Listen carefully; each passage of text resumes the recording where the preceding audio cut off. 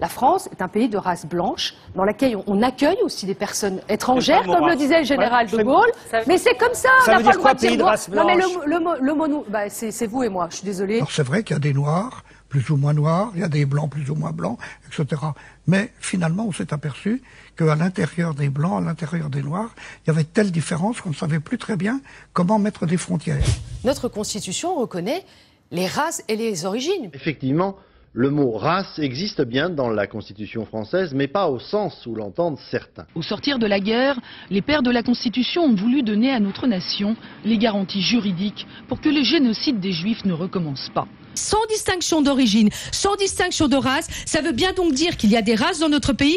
Il n'y a pas de race. C'est ton opinion, mais t'as le droit de l'avoir. Mais attends, je voudrais m'expliquer. Le classement systématique des hommes par race est pour les scientifiques une aberration. Ils préfèrent parler de population. Ils parlent de population parce qu'ils ont trouvé que les caractères d'une population, dans une population, varient de façon énorme et varient presque autant d'un individu à un autre que d'une population à une autre. Et ils ont pratiquement complètement abandonné le concept de race. Au niveau génétique et médical, ça n'existe pas le mot race. Mais c'est pas ce que d'autres médecins me disent, tu vois. Il y a même des gens qui m'ont envoyé leur analyse médicale. Les gènes, effectivement, des noirs sont pas comme les gènes des blancs, mais il y a des quantités de gènes communs, si bien qu'on n'arrive pas à tracer de frontières.